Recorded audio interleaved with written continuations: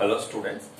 So TNPSல நம்ம அடுத்ததா பார்க்க போறது தமிழ் சமுதாய வரலாறு தான். தமிழ் சமுதாய வரலாறுல we have completed 4 parts and then பாத்தீங்கன்னா கிட்டத்தட்ட நம்ம ஃபைனல் ஸ்டேஜஸ்ல நம்ம நெருங்கிட்டு இருக்கோம். தமிழ் சமுதாயத்துல அடுத்த கட்டமா பாத்தீங்கன்னா தமிழ்நாட்டினுடைய பங்கு.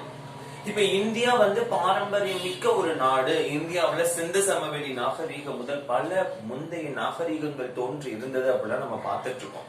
அப்படி இருக்கிற இந்த இந்தியாவுல இப்போ தமிழ்நாட்டினால என்ன மாதிரியான பங்களிப்பு நடைபெற்றுள்ளது, இந்திய நாகரிகத்திற்கு தமிழ்நாட்டின் கொடை என்ன அப்படிங்கறத பத்தி பார்க்க போறதுதான் பாத்தீங்கன்னா நம்மளுடைய இந்த டாபிக். நம்ம ஆல்ரெடி பாத்தீங்கன்னா தமிழ்நாடு ரொம்ப தொன்மையானது, இதை பத்தி எல்லாம் நம்ம பார்த்துட்டே வந்திருக்கோம். அதனுடைய சில பகுதிகள் இப்ப எக்ஸ்பிளனேஷனா பார்ப்போம். ஃபார் எக்ஸாம்பிள் பாத்தீங்கன்னா நம்ம தமிழர் நாகரிகம் சிறந்த நாகரிகம், தமிழ் பண்பாடு மிகச்சிறந்த பண்பாடுன்னு இப்ப கிட்டத்தட்ட அந்த 4 வீடியோஸ்ல நம்ம பார்த்திருக்கோம். அப்ப இந்த பண்பாடு எல்லாமே உயரிய மாண்புகளையும் கொண்டிருந்தனர் இல்லையா? அப்ப இது எல்லாமே பாத்தீங்க அப்படின்னா உலக மக்கள் அனைவரும் ஏற்றுக்கொள்ளக்கூடிய விஷயம். தமிழர் நாகரிகம், தமிழர் பண்பாடு அப்படிங்கிறது மிக வியத்தக அளவில் இருந்த ஒன்று அப்படின்னு சொல்லி. இதே பாத்தீங்கன்னா இப்ப மொழி அப்படின்னு எடுத்துக்கிட்டோம்னா தமிழ் மொழி எந்த அளவுக்கு உயரிய நாகரிகம் கொண்டது அப்படின்னு பாத்தீங்கன்னா சிந்து சமவெளி நாகரிகத்துக்கு இப்ப போகணும். சிந்து சமவெளி நாகரிகம் அப்படின்னு எடுத்துக்கிட்டீங்கன்னா அந்த காலத்துல யூஸ் பண்ணது சிந்து சமவெளி நாகரிகம்னா சர் ஜான் மார்ஷல் அப்படிங்கிறவங்க டிஃபைன் பண்ண டேட் படி பாத்தீங்கன்னா கிமு, அதாவது கிமு இப்ப கிடையாது, இப்போ 2000 கிடையாது, அதுக்கும் கிமுல பாத்தீங்கன்னா 3200 to 2750. சோ இந்த காலகட்டத்தில் இருந்ததுதான் சிந்து, அதாவது வளர்ச்சி பெற்றதா இருந்தது, முதிர்ச்சி அடைந்த நாகரிகமா இருந்தது சிந்து சமவெளி நாகரிகம். அப்ப இந்த காலகட்டத்தினுடைய அந்த அகழாய்வு பண்ண அந்த இதெல்லாம் நம்ம எடுத்து பார்க்கும் போது 1921 ஓகே 1921 1921ல ஃபர்ஸ்ட் என்ன கண்டுபிடிச்சாங்க? ஹரப்பா. அதுக்கு அடுத்த வருஷமே என்ன கண்டுபிடிச்சாங்க? மொஹஞ்சதாரோ கண்டுபிடிச்சாங்க. அப்போ இந்த ஹரப்பான் மொஹஞ்சதாரோ அது ஒட்டி உள்ள பகுதிகள் பாத்தீங்கன்னா அதாவது முன்னாடி இருந்த பாகிஸ்தான், இப்போ நம்ம பஞ்சாபினுடைய சில மேற்கு பகுதிகள் எல்லாமே, ஈவன் பாத்தீங்கன்னா ஹரியானா எல்லாமே இந்த சிந்து சமவெளி நாகரிகம் வளர்ச்சி பெற்றிருந்த இடங்கள் தான், அதெல்லாம் இல்லைன்னு சொல்லிட முடியாது. இப்போ அந்த இடத்துல கிடைச்ச ஆதாரங்கள் பார்க்கும்போது இப்ப பலுசிஸ்தான் அப்படிங்கிற ஒரு பகுதி இருக்கு பாகிஸ்தான் இல்ல, ஓகேவா? இந்த பலுசிஸ்தான் பொறுத்தளவு நம்ம பிரிட்டிஷ் மாகாணத்திலேயே ஒரு மிகப்பெரிய மாகாணமா ப்ராவின்சஸா இருந்துச்சு. இந்த பலுசிஸ்தான்ல பாத்தீங்கன்னா அப்ப இப்ப நமக்கு கிடைச்ச ரெக்கார்ட் படி பார்க்கும்போது எல்லாமே பிராகுயி அப்படிங்கிற ஒரு லாங்குவேஜா இருக்கு. அந்த பிராகுயினா என்ன லாங்குவேஜ் அப்படின்னு பாத்தீங்கன்னா அது ஒரு திராவிட மொழி, பிராகுயி, ஓகேவா? சோ அந்த பிராகுயிங்கிறது திராவிட மொழி, பலுசிஸ்தான்ல பேசப்பட்டது. அந்த திராவிட மொழிக்கும் தமிழுக்கும் நிறைய ஒற்றுமைகள். அதாவது இதுல இருந்து என்ன சொல்ல வேணாம்னா தொன்மையான தமிழ் நம்ம நூல்கள்லாம் நம்ம பாக்குறோம்ல, நம்ம பல நூல்கள் நமக்கு சங்க நூல்கள்லாம் நமக்கு கிடைச்சிருக்கு. அந்த மொழியையும் இந்த மொழியை வச்சு பார்க்கும்போது ஆல்மோஸ்ட் ஒன்னா இருந்திருக்கு. அப்படின்னு பார்க்கும்போது அப்ப என்ன நடந்திருக்குன்னா தமிழர்களோடு அந்த சிந்து சமவெளி நாகரிக மக்கள் அதீத தொடர்பு கொண்டிருக்க வேண்டும். அதனாலதான் இந்த மொழி அங்க டிரான்ஸ்பர் ஆயிருக்கு, இந்த மொழி அங்க பரிமாற்றம் நடந்திருக்கு. இந்த மாதிரியான நிறைய வரலாற்று ஆய்வாளர்கள் நிறைய சொல்றாங்க. இவன் நம்மளுடைய மார்டிமர் வீலர் கூட இதையே நம்மளுடைய மார்டிமர் வீலர்னா அவருமே ஒரு வரலாற்று ஆய்வாளர் தான், நம்மளுடைய தொல்லியல் துறையினுடைய தலைவராக இருந்தவர் தான்.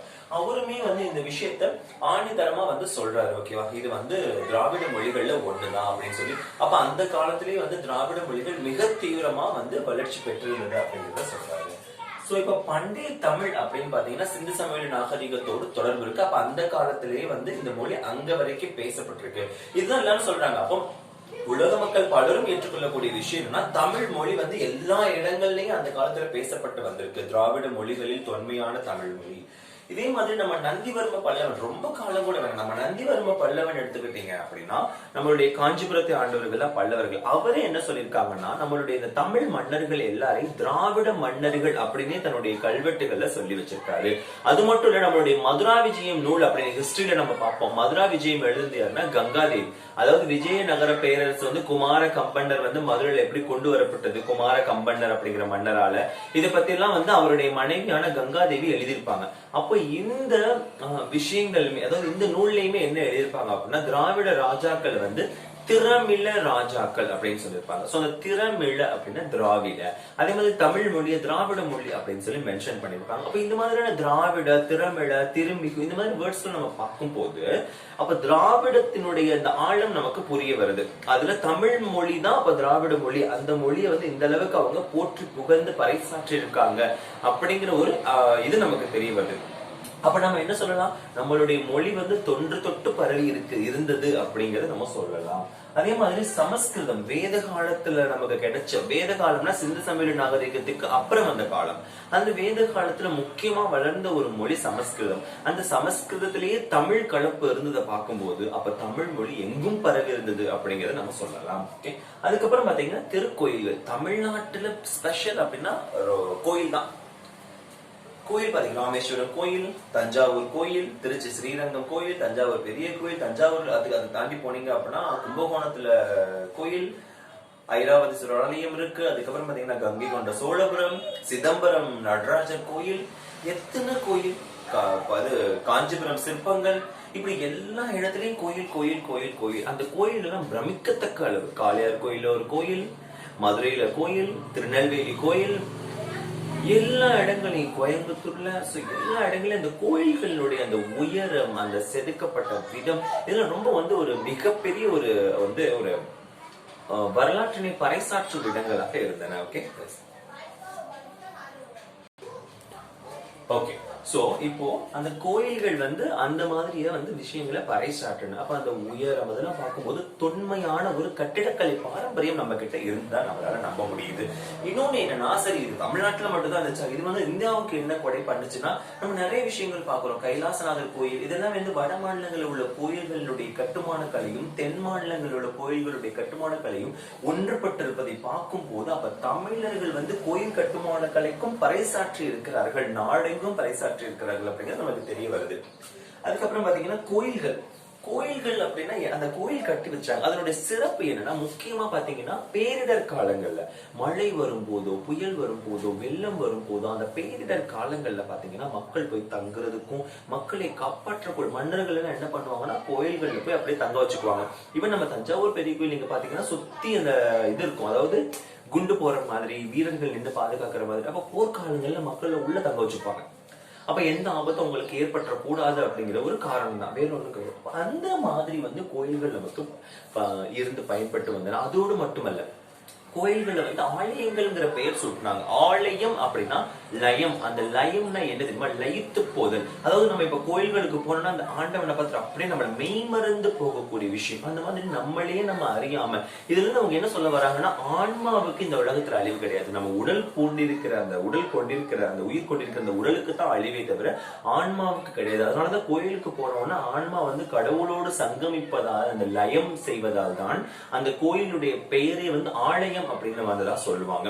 அதுவுமே நம்மளுடைய பண்பாட்டுல ஒரு மிகப்பெரிய ஒரு முக்கியமான காரணம். ஏதாவது ஒண்ணு நினைக்கும் போது, ஏதாவது ஒண்ணு ஃபீல் பண்ணும் போதோ, அப்ப நம்மளை நாமே வந்து அடுத்த கட்டத்துக்கு கொண்டு செல்லக்கூடிய பரிணாமத்திற்கு வந்து நமக்கு என்ன யூஸ் ஆகுது அப்படின்னா, இந்த கோயில்கள் தான் வரலாற்று ரொம்ப முக்கியமா யூஸ் ஆகுது. அதே மாதிரி கோயில்கள்ல பாத்தீங்கன்னா சொற்பொழிவுகள் ஆற்றுவாங்க இல்லையா? ஒவ்வொரு கோயில் அந்த சொற்பொழிவுகள் எல்லாமே அந்த பண்பாட்டை வந்து நமக்கு அப்படியே வந்து அடுத்தடுத்த தலைமுறைகளுக்கு கொண்டு செல்லக்கூடிய இடங்களாகவும் கோயில்கள் பயன்பட்டு வந்தன. சில இடங்கள்ல வந்து நகைகள் சேமிச்சு வச்சாங்க, சில இடங்கள்ல பொருட்கள் சேமிச்சு வச்சாங்க. அப்ப பல விதமான பயன்பாடுகளுக்கு வழிபாட்டு தலம் அப்படிங்கிற பெயரால ஓபன் பண்ணப்பட்ட அந்த கோவில்கள் பல விஷயங்களுக்கும் நமக்கு வந்து உதாரணமா திகழ்ந்திருக்கு. அதே மாதிரி பாத்தீங்கன்னா சில கோயில்கள்ல தமிழ் நூல்களும் எழுதப்பட்டிருக்கிறார். இப்ப சிவன் கோயில்கள்ல எழுதப்பட்ட நூல்கள் தான் தேவாரம், திருவாசகம் எல்லாமே. வைணவ கோயில்கள், விஷ்ணு கோயில்கள் எழுதப்பட்டதான் 4000 திவ்ய பிரபந்தம் இல்லையா? சோ இது எல்லாமே பாத்தீங்க அப்படின்னா நம்மளுடைய தமிழ்நாட்டினுடைய கொடை. கோயில்கள்ல இருந்து எந்த அளவுக்கு சிறப்புகள் எமர்ஜ் ஆயிருக்கு, உலகம் போற்று மாபெரும் காவியங்கள் கூட அதுல தான் தோன்றி இருக்கு நமக்கு இல்லையா? அதுக்கப்புறம் பாத்தீங்கன்னா கோயில்களுக்கு போகணுங்கிறது ஒரு உயரிய மாண்பாதான் அந்த காலத்தில் கருதப்பட்டுச்சு. ஆலயம் தொழுவது சாலவும் நன்று அப்படின்னு யார் சொல்லியிருக்காங்க? அந்த காலத்துல வந்து ஔவையார் சொல்லியிருக்காங்க. ஔவையார் வெவ்வேறு காலத்துல வாழ்ந்தவங்க. அதை பத்தி நம்ம வந்து சங்க காலம் பத்தி பார்க்கும்போது பார்ப்போம். ஓகே, அதே மாதிரி கோயில் இல்லா ஊரில் குடியிருக்க வேண்டாம். இந்த ஊர்ல கோயில் இல்லையா வேண்டாம், இந்த ஊர்ல இருக்காது. இது வந்து காரணம் கண்டிப்பா இருக்கும். ஏன்னா ஒரு பேரிடர் காலங்கள்ல போய் தங்கிக்க முடியாது, ஒரு பண்பாட்டை சிறப்பிச்சுக்க முடியாது, பல விதமான குறைபாடுகள் இருக்கிறதுனால கோயில் இல்லா ஊரில் குடியிருக்க வேண்டாம்னு சொல்லி ஒரு பழமொழியை கொண்டு வந்தாங்க. அதே மாதிரி அதுக்கப்புறம் இதெல்லாம் கோயில்களுடைய சிறப்புன்னு பாத்தீங்கன்னா சிற்பம். சிற்பம் பாத்தீங்கன்னா ஏற்றுமதி பண்ணிருக்கோம். இந்த ஐம்பொன் சிலைகள் அப்படின்னு நீங்க கேள்விப்பட்டிருப்பீங்க. இன்னி வரைக்கும் பாத்தீங்கன்னா இந்த ஐம்பொன் சிலை திருட்டு, ஐம்பொன் சிலை கண்டெடுக்கப்பட்டது, ஐம்பொன் சிலை திருட்டு, ஐம்பொன் சிலை கண்டெடுக்கப்பட்டது. அப்ப இது எல்லாமே பாத்தீங்கன்னா அதிக அளவுல ஏற்றுமதி செய்யப்பட்டதை பார்க்கும்போது தமிழர்களுடைய இந்த சிற்பத்தின் மீது வெளிநாட்டினருக்கும் வட மாநிலத்திற்கும் அதிக ஈடுபாடு இருந்தது நம்மளால பார்க்க முடியுது. அதுவும் சிற்பத்தை அந்த வடிக்கக்கூடிய விதம், கோயில்கள்ல பாத்தீங்கன்னா ராஜகோபுரங்கள்ல ஒரு டிஃப்ரெண்ட் டைப் ஆஃப் சிற்பம், அதுவே புராணங்கள்ல சிற்பமாக்குறது, அதே மாதிரி ஓவியமா வரைகிறது, ராமாயணம் மகாபாரதம் போன்ற இதிகாச புராணங்களை வந்து ஓவியமா வரைஞ்சு வச்ச விதம், இது எல்லாமே நம்ம அந்த குகைகள் மேல வரைஞ்சு வச்ச விதம் நீங்களே பார்த்திருப்பீங்க. லைக் நம்ம அந்த பிம்பேட்காங்கிறது நம்மளுடைய ரொம்ப பழைய கற்காலத்துல இருந்த ஒரு குகை. அங்க அந்த காலத்துல அந்த இடத்துல வரைஞ்சு வச்ச ஓவியங்கள்லாம் நமக்கு கிடைச்சிருக்கு. அப்போ மொழி தோன்றுவதற்கு முன்பே ஓவியம் தோன்றி உள்ளது அப்படிங்கறத நம்மளால கெஸ் பண்ண முடியும். இன்னைக்கு வரைக்கும் பாத்தீங்கன்னா ஜப்பான், சீனா போன்ற நாடுகளுடைய மொழிகள்ல பாத்தீங்கன்னா ஓவியம் சம்பந்தமா அந்த ஓவியம் வச்சுதான் அவங்க அண்டர்ஸ்டாண்ட் பண்ணிக்குவாங்க. நிறைய லெட்டர்ஸ் எல்லாமே ஓவியம் மாதிரி தான் இருக்கும். ஓகேவா? சோ இதெல்லாமே நம்மளுடைய பாரம்பரியமான தொன்று தொட்டு நம்ம பார்த்து வந்த சில விஷயங்கள்.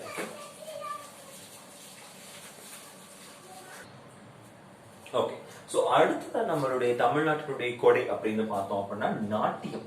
இந்த நாட்டியம் அப்படின்னு பாத்தீங்கன்னா அந்த காலத்துல எல்லா இடங்கள்லயும் நாட்டியம் சொல்லுவாங்க. ஆக்சுவலா நாட்டியம்னு சொன்னோன்னு ஒரு லைன் வரும். நீங்க அந்த ஒரு படத்துல ஜெயலலிதா ஒரு பாட்டுக்கு ஆடுவாங்க. ஜெயலலிதா எம்ஜிஆர் நடிச்சிருப்பாங்க. ஆடுவது உடலுக்கு விளையாட்டு, பாடுவது மனதுக்கு விளையாட்டு, இரண்டும் இருந்தால் அழகு வளரும், இன்று போல் என்றும் கொண்டாடும் அப்படின்னு வாழ்க்கை தத்துவம் அதுல இருக்கும். ஆடுறது வந்து உடலுக்கு நல்லதான், பாடுறது மனசுக்கு நல்லதான். அதே அந்த கருத்து தான் அந்த காலத்து அதாவது சிந்த சமவெளி நாகரிக காலத்திலேயே அதன் பின்னர் வாழ்ந்த சங்க கால மக்களும் அதையே தான் பின்பற்றி இருக்கிறாங்க. நல்லா தெரியுது பாருங்க.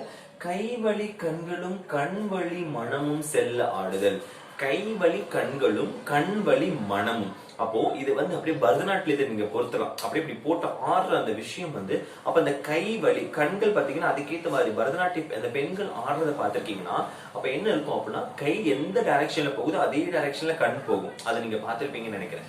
அதே மாதிரிதான் அந்த கண் போற டைரக்ஷன்ல அவங்க மனசு இருக்கும். அதாவது இப்படி கொண்டு போகணுங்கிறத தூண்டுறது. அப்ப அந்த மாதிரி ஒருநிலைப்படுத்தி ஆடுதல் தான் என்னது அப்படின்னா அந்த காலத்து நடனத்தினுடைய நுட்பமாக கருதப்பட்டது. பொதுவா பெண்கள் நடனம் ஆடுதல நம்ம விரலின்னு ஆல்ரெடி சொல்லியிருக்கோம். ஆண்கள்னா கூத்தர்கள் அப்படின்னு சொல்லியிருக்கோம். கூத்தன்னா ஆண். ஓகேவா? ஆண் நடனம் ஆண்கள் நடனம் ஆடினா கூத்தர்கள்னும், பெண்கள் நடனம் ஆடினா விரலி அப்படின்னு சொல்லி நம்ம ஆல்ரெடி வந்து தமிழ் சமுதாய வரலாறு ஃபர்ஸ்ட் பார்ட்லயே நம்ம பார்த்துட்டோம் இல்லையா? சோ அதுக்கப்புறம் பாத்தீங்கன்னா வேற என்ன மாதிரியான டான்சஸ் இருந்துச்சு, இது எங்கெங்க ஆடினாங்க? ஈவன் ஒண்ணும் இல்லை, இப்ப ரோட்ல கூட ஆடினாங்க, சாலைகள்ல ஆடினாங்க, தெருக்கள்ல ஆடினாங்க, திருவிழாக்கள்ல ஆடினாங்க, கோயில்கள்ல ஆடினாங்க. அப்போ இதுல முக்கியமான சில நடனங்கள் பாத்தீங்கன்னா வள்ளிக்கூத்து, குன்றக்குறவை. சோ இந்த வள்ளிக்கூத்து குன்றக்குறவை அப்படின்னா முருகனை நினைத்து ஆடுதல். அதே மாதிரி ஆய்ச்சியர் குறவைனா கண்ணன் கிருஷ்ணனை நினைத்து ஆடுதல். ஓகேவா? சோ ஆய்ச்சியர் குறவை கிருஷ்ணனை நினைச்சு ஆடுறது. அதே மாதிரி பெண்கள் பாத்தீங்கன்னா வேற கை கோத்துட்டு இப்படி சுத்தி நின்று கை கோத்துட்டு ஒரு விதமான டான்ஸ் ஆடுவாங்க. கையை கோத்துக்கிட்டு அப்படியே சுத்துவாங்க. லைக் இந்த கும்மி அப்படிலாம் கேள்விப்பட்டிருக்கீங்க. கும்மினா கை தட்டுறது. இது கை கோத்து ஆடுறது வந்து பாத்தீங்கன்னா குறவை கூத்து. இந்த மாதிரியான ஒரு டான்ஸ் இருக்கு. இது தவிர குணலை கூத்து, துணுங்கை கூத்து, இப்படி எல்லாம் பல விதமான கூத்துகள் அந்த காலத்துல வந்து இருந்திருக்கு. அதே மாதிரி தாண்டவம் அப்படிங்கிறது சிவன் ஆடுறது, ருத்ர தாண்டவம் அப்படின்னு கேள்விப்பட்டிருக்கீங்களா? லைக் அப்ப சிவன் வந்து தனக்கு கோபம் ஏற்படும் போதோ ஏதாவது சில விஷயங்கள் நடக்கும் போதோ மாற்றம் ஏற்படும் போதோ சிவன் ஆடுவாங்க அப்படின்னு சொல்லி நம்ம நடன இது படங்கள்லயோ இல்ல வந்து நாடகங்கள்லயோ இல்ல புராணங்கள்லயோ படிச்சிருப்போம். அந்த சிவன் ஆடும் கலைக்கு பேர் தாண்டவம். இதுதான் வந்து சிதம்பரம் கோயில நடராஜர் சிற்பம், அந்த தாண்டவம் இருக்கும். ஓகேவா? அந்த நடராஜர் திருமேனியை வந்து இந்த மாதிரி வரைஞ்சதுக்கு காரணமே அந்த கால மக்கள் வந்து அரசனையும் வந்து நடனம் ஆடுபவர்களாகவே பாதித்தார்கள். அதாவது அரசனையும் தங்களுடையவர்களாக எண்ணினார்கள். அதனாலதான் என்ன நினைக்க முடிஞ்சதுன்னா ஒரு கடவுளையே வந்து நடனம் ஆடுற அந்த விஷயத்துல வந்து சிற்பம் செதுக்க முடிஞ்சது அப்படின்னா இந்த காரணம் தான். அப்ப அந்த அளவுக்கு எல்லாரும் ஒன்றுடன் ஒன்று கலந்து சமநிலை பேணும் மக்களாக வாழ்ந்து வந்திருக்கிறார்கள் அப்படிங்கறத நம்ம இதுல வந்து இந்த மாதிரியான விஷயங்கள் வந்து உயரிய பண்பாடா நம்மளால உணர முடியுது. விழாக்கள் அப்படின்னு பாத்தீங்கன்னா பொங்கல் விழா முக்கியமா. அப்போ பயிர் செஞ்ச அறுவடை செஞ்ச ஒரு விவசாயி செஞ்சாதான் அந்த காலத்துல எல்லா வீட்டுக்குமே வந்து சோறு கிடைக்கும். அப்ப அந்த விவசாயியை போற்றும் விதமா, அந்த விவசாயிக்கு தேவையான சூரிய ஒளி கொடுக்கக்கூடிய விவசாயிகளுடைய கடவுளான அந்த சூரியனை போற்றும் விதமா அனுசரிச்சது இந்த பொங்கல் நாள். இந்த பொங்கல் நாள் வட மாநிலங்கள் எப்படி அனுசரிக்கிறாங்க, மகர சங்கராந்தி அப்படின்னு சொல்லி. அதே மாதிரி இந்த இப்போ ஃபார் எக்ஸாம்பிள் இப்ப இந்த விஷயத்துக்கு வந்து நமக்கு யாரு வந்து தண்ணி கொடுக்குறா, காவிரி ஆறு. அப்ப காவிரி ஆறு வந்து தண்ணி கொடுக்குறா, அந்த ஆற்றினை போற்றும் விதமா ஆடிப்பெருக்கு கொண்டாடினாங்க. ஆடி மாதம் 18ஆம் நாள் இப்ப கூட வந்து போச்சு இல்லையா. சோ இந்த மாதிரி ஆடிப்பெருக்கு கொண்டாடுற விழா வந்து அப்ப இருந்தே இருந்திருக்கு, இன்னைக்கு நேத்து கிடையாது. எத்தனையோ ஆயிரம் வருடங்களுக்கு முன்பு இருந்தே அது வந்து இருந்திருக்கு. அதே மாதிரி விளையாட்டுகள் பாத்தீங்கன்னா நம்ம தொன்று தொட்டு சொல்றது மற்போர், விற்போர், ஏறு தழுவுதல், ஜல்லிக்கட்டு. அந்த காலத்துல பாத்தீங்கன்னா ஜல்லிக்கட்டு வந்து ஜெயிச்சாதான் பொண்ணு கொடுப்பாங்க அப்படிங்கிற மாதிரியான சிச்சுவேஷன் இருந்துச்சு. இப்ப வந்து அப்படிங்கிற கண்டிஷன் இருந்தா அது வேற விஷயம், ஓகேவா. அதே மாதிரி வந்து பாத்தீங்கன்னா அந்த கல் தூக்குவாங்க, அந்த கல்லு தூக்கி பின்னாடி முன்னாடி வழியா தூக்கி பின்னாடி வழியா போடணும். இதுக்கெல்லாம் வந்து நிறைய போட்டிகளை வச்சு அந்த அதுல ஜெயிச்சாதான் பொண்ணு தருவோம் அப்படின்னு சொல்றாங்க. வீரத்துக்கு மிகுந்த முக்கியத்துவம் கொடுத்தார்கள் அந்த காலத்திலேயே. அதே மாதிரி குழந்தைகளுக்குன்னு தனியா விளையாட்டுகள் இருந்துச்சு, லைக் அம்மானை, ஊசல், இதெல்லாம் பெண் குழந்தைகள். ஆண் குழந்தைகளுக்கு அப்ப என்ன அப்படின்னு பாத்தீங்கன்னா சிற்றில் சிறுவரை சிறிதேர், சிற்றில் சிறுவரை சிறிதேர், இதெல்லாம் ஆண் குழந்தைகளுக்கான விளையாட்டாகவும் பெண் குழந்தைகளுக்கான விளையாட்டு அம்மானை, ஊசல் போன்றவையாகவும் இருந்தன. இதெல்லாம் விட முக்கியமான விஷயம் பாத்தீங்கன்னா இந்திர விழா. இந்திர விழா மிகச்சிறப்பா கொண்டாடினார். ஏன்னா மருத நிலத்து கடவுள் அப்படின்னு பாத்தீங்கன்னா மருத நிலத்தினுடைய கடவுள் இந்திரன். அப்ப இந்த இந்திரனை போற்றக்கூடிய ஒரு விழா கொண்டாடினாங்க. இந்திரனாலே உங்களுக்கு நல்லா தெரியும், அவர் வந்து பல விதமான மகிழ்ச்சிகள்ல திளைத்திருப்பவர், எப்பவுமே மகிழ்ச்சியில் இருக்கக்கூடிய ஒரு கடவுள். அப்ப அந்த இந்திரன் மாதிரியே மக்களும் பல விதமான மகிழ்ச்சிகள்ல திளைத்திருக்கணும்னு சொல்லி இந்திர பூஜைன்னு நடத்துவாங்க. அந்த விஷயம் நம்ம எந்த நூல் வழியா அறியலாம், சிலப்பதிகாரம் நூல் வழியா அறியலாம். அப்ப சிலப்பதிகாரத்திலேயும் ஒரு விஷயம் சொல்லப்பட்டிருக்குன்னா அதுக்கும் முன்னாடி பல 100 ஆண்டுகளுக்கு முன்னாடி அது இருந்திருக்கும், கரெக்டா. அப்ப தொன்று தொட்டு இருந்த ஒரு பழக்கம் இந்திர விழா அப்படிங்கிறது. அண்ட் ஃபைனலி பாத்தீங்கன்னா ஹஸ்தம். அதுனா ஹஸ்தம் பரதநாட்டியத்தோடு தொடர்புடையது. பரதநாட்டியத்துல அந்த முத்திரை, ஹஸ்தம்னா கை, கையினுடைய வடமொழி சொல், சமஸ்கிருத சொல் ஹஸ்தம்னு சொல்லுவாங்க. அதாவது கை எப்படி கொண்டு வந்து அந்த முத்திரை, அதாவது ஸ்டார்டிங்ல ஒரு கை முத்திரை கொடுப்பாங்க பாத்தீங்களா, டிஃப்ரெண்டா கொண்டு வந்து கடைசி இந்த மாதிரி வணக்கம் போடுவாங்க, ஓகேவா. அந்த அளவுக்கு நுட்பமாக நமக்கு வராது. சோ அந்த நுட்பமா கொண்டு வந்து அந்த வணக்கம் போடுற அந்த முத்திரைக்கு பேரு ஹஸ்தம். அந்த அளவுக்கு வந்து நுணுக்கமான கலைகள். ஒரு நடனம் எடுத்துக்கிட்டா ஒரு நுணுக்கம், சிற்பம்னு எடுத்துக்கிட்டா ஒரு நுணுக்கம். அப்ப எல்லா விஷயத்திலும் நுணுக்கமான நுட்பமான வேலைப்பாடுகளை புகுத்தி உலகையே அதை பயன்படுத்த செய்தது யாரு அப்படின்னா நம்மளுடைய ஆதிகால தமிழர்கள், தொன்று தொட்டு வந்த தமிழர்கள். சோ இதெல்லாம் மட்டும்தான் இருந்துச்சா? வேற என்ன இருந்துச்சு? நூல் கொடை, பல நூல்கள், திருக்குறள். அப்பா எந்த நூல்லையும் இல்லாத கருத்துக்கள் நம்ம திருக்குறள்ல இருக்கு. அதுக்கப்புறம் கற்பொழுக்கம் உயரிய மாண்பா கருதுனாங்க பெண்கள் எல்லாமே. அதுக்கப்புறம் நம்ம ஆண்களுக்கான பண்புகளும் பார்த்தோம். விருந்தோம்பல் பண்பு மிக உயரிய பண்பா கருதப்பட்டுச்சு. அதே மாதிரி மன்னர்களுக்குன்னு சில பண்புகள் இருந்துச்சு. அப்புறம் மருத்துவ குணங்கள்லயும் நம்ம வந்து சாதாரண ஆளு கிடையாது. ஹிப்பாக்ரேட்டஸ் இந்திய மருந்து என்ன சொல்லியிருக்காரு, மிளகு அப்படின்னு சொல்லியிருக்காரு. சோ மருத்துவ குணத்திலையும் நம்ம மிகச்சிறந்து விளக்கியிருக்கோம். மருத்துவம், விளையாட்டு, எல்லா துறைகள், கலைகள், கல்வி, எல்லா துறைகளையும் மிக மிக சிறந்து உலகிற்கு எடுத்துக்காட்டாய் விளங்கியது என்னது அப்படின்னா நம்மளுடைய தமிழகம். ஆனா எந்த சூழலிலையும் சமநிலை அப்படிங்கிற விஷயத்தை தவறல, சமய சார்பின்மை அப்படிங்கிற விஷயத்த தவறல, ஓகே. அந்த விஷயத்தெல்லாம் ரொம்ப கட்டுக்கோப்பா பின்பற்றி வந்தது நம்மளுடைய தமிழகம். இதெல்லாம் தாண்டி பாத்தீங்கன்னா பல மன்னர்கள் வந்து வள்ளல்களாக திகழ்ந்திருக்கிறார்கள். அந்த வகையில பாத்தீங்கன்னா முதல் 7 வள்ளல்கள், இடை 7 வள்ளல்கள், கடை 7 வள்ளல்கள் அப்படிங்கறதே நம்ம பார்ப்போம். அப்ப கடை 7 வள்ளல்கள் அப்படின்னு பாத்தீங்கன்னா இவங்க பேகன். பேகன் நம்ம பேகன்னா நமக்கு என்னன்னு தெரியும், மயிலுக்கு போர்வை, இந்த எல்லாம் பார்த்திருக்கோம்ல. லைக் பாரி, காரி, ஆய், அண்டிரன், அதியமான், நெடுமான், அஞ்சி, நல்லி, அதுக்கப்புறம் வல்வில், ஓரி, இப்படி ஒரு 7 பேர். இவங்கெல்லாம் கடை 7 வள்ளல்கள். முதல் 7 இடை 7 வள்ளல்கள் பற்றிய முழு தகவல்கள் நமக்கு கிடைக்க பெறல. ஒரு அசம்ஷன், முதல் 7 வள்ளல்கள் இருந்திருக்கலாம், இடையேழு வள்ளல்கள் இருந்திருக்கலாம். எப்படி முதற்சங்கம் இடைச்சங்கம் பற்றி வரலாறு சொல்லுதோ அதே மாதிரி இவங்களை பத்தி சொல்றாங்க. அதுல கடையேழு வள்ளல்கள் பத்தி நம்ம அந்த சார்ட் மட்டும் நான் உங்களுக்கு சென்ட் பண்றேன். you can just go through it. என்னென்ன மாதிரியான விஷயங்கள் செஞ்சிருக்காங்க, எந்த பகுதியை இவங்க ஆண்டு வந்தார்கள் அப்படிங்கிற விஷயம். சோ அப் டு திஸ் தமிழ்நாட்டின் கொடை வந்து ஓவர். இதுக்கப்புறம் சங்ககாலம் பார்த்துட்டோம்னா தமிழ்நாட்டினுடைய வரலாறு ஓவர் ஆயிரும். அதுக்கப்புறம் நமக்கு ஆர்கியாலஜிக்கல் எவிடன்சஸ், தொல்லியல் துறை சான்றுகள் இருக்கும். அண்ட் ஃபைனலா நம்ம இலக்கியத்தை முடிச்சிட்டோம்னா இந்த யூனிட் ஓவராலா முடிஞ்சிடும். சோ வெகு விரைவில் நம்ம கம்ப்ளீஷனை நோக்கி ஓடிக்கிட்டு இருக்கோம். Yes, thank you.